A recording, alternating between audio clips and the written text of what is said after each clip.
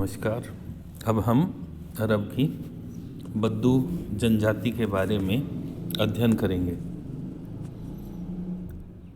BA part second में मानव भूगोल के अंतर्गत हम विश्व की प्रमुख जनजातियों का अध्ययन कर रहे हैं, इसके बारे में पढ़ रहे हैं। अब अरब जो क्षेत्र है, यहाँ पर एक घुमक्कड़ जनजाति बद्दू जनजाति रहती है। ये लोग चरागाह, शिकार और जल प्राप्ति के लिए हमेशा एक जगह से दूसरी जगह पर प्रवास करते रहते हैं। खाना बदोश जनजाति है। ये मौसम परिवर्तन के साथ साथ में भ्रमणशील रहते हैं। इस तरह से इस क्षेत्र में मरुस्थलीय जलवायु पाई जाती है और जल और चारे की सीमित मात्रा यहाँ पर उपलब्ध होती है। ये मात्रा जल्दी ख़त्म हो जाती है, इसलिए इन लोगों को प्रवास करना पड़ता है और ये समूह में विचरण करते हैं। और जैसा कि आमतौर पर होता है, ये लोग भी आधुनिक सभ्यता के संपर्क में नहीं आना चाहते। अब इनकी कुछ उपजातियाँ भी हैं जो पश्चिमी एशिया के रेगिस्तानी भागों में मिलते हैं और इनका जो मुख्य क्षेत्र है ये है अरब प्रायद्वीप। अरब प्रायद्वीप का रेगिस्तानी क्षेत्र, यहाँ पर सर्वाधिक बद्दू लोग मिलते हैं। यहाँ पर छोटी छोटी घास के मैदान हैं। कुछ क्षेत्रों में गर्तों में जल भी पाया जाता है। छोटी छोटी ये जो घास मिलती है, ये चरागाह के लिए उपयुक्त मानी जाती है। अतिरिक्त इसके अलावा जो क्षेत्र है मरुस्थलीय है, रेतीला है और लगभग वहाँ पर जनसंख्या नहीं रहती, जनशून्य है। तीव्र गर्मी होती है। तापमान औसत गर्मियों में 40 डिग्री सेंटीग्रेड से भी अधिक हो जाता है। रेगिस्तान है, गर्मी है, तो वहाँ पर धूल भरी आंधियाँ ये सामान्यतः चलती हैं।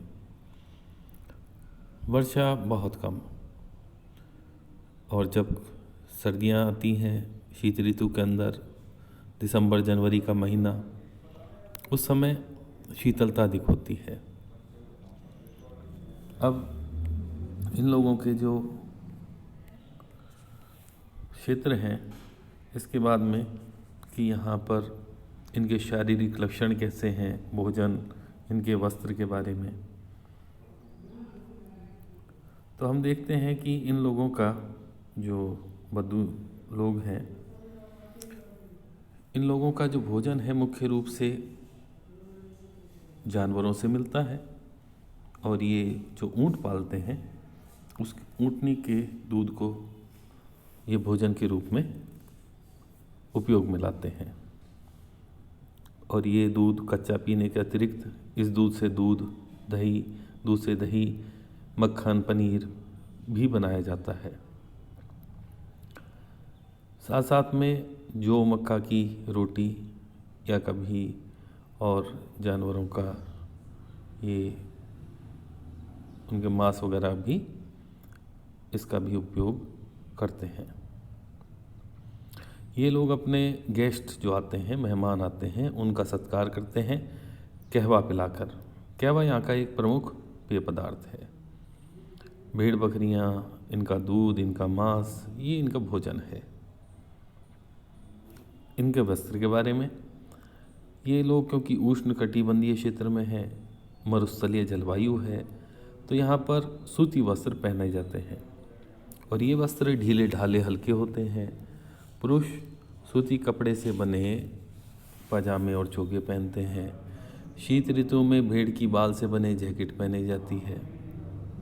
सिर पर टोपियाँ, पगड़ी बांधते हैं जिससे धूप से सिर का बचाव हो सके।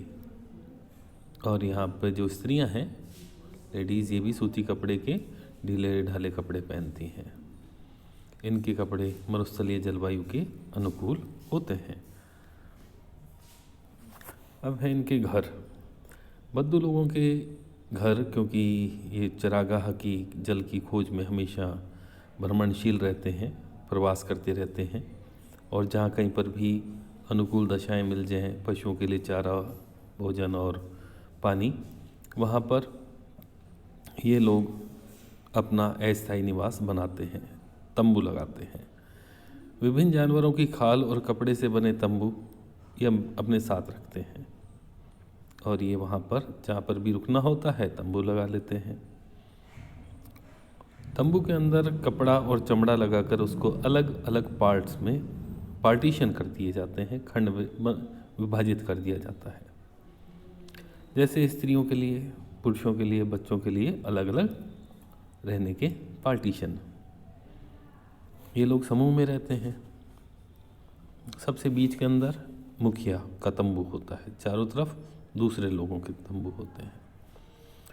सामान्यतः ये तंबू लगाने का काम करती हैं स्त्रियाँ, जबकि पुरुष हैं, बच्चे हैं, ये पशुओं के साथ में जाते हैं चराने के लिए। इनके घर खाल के और कपड़े से बने तंबू होते हैं, और ये अपने साथ में ज़्यादा सामान नहीं रखते क्योंकि इनको प्रवास करना होता है।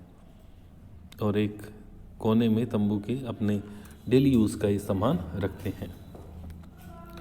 इनके सामाजिक जीवन के बारे में कि ये लोग पितृसत्तात्मक हैं, और एक ही गोत्र या जाति की 3-4 पीढ़ियाँ एक साथ समूह में रहती हैं, साथ में ही चरागाह की तलाश, भ्रमण वगैरह करते हैं। और ये लोग सामान्यतः इस्लाम धर्म को मानने वाले होते हैं, बहुविवाह भी करते हैं। इस तरह से इन लोगों के बारे में ये मुख्य जानकारियाँ मानी जाती हैं। इनके शारीरिक लक्षण के बारे में एक विशेष बात ये थी कि ये लोग सामान्यतः इनकी हाइट अच्छी होती है, लंबाई, चेहरा भी लंबा, नेत्र काले, बाल भी काले, चमड़ी का रंग पीलापन लिए हुए होता है, और इनमें भूमध्य सागरीय और आर्मिनाइड प्रजातियों के लक्षण पाए जाते हैं। तो इस तरह से ये बद्दू जनजाति के बारे में हमने आज अध्ययन किया है। धन्यवाद।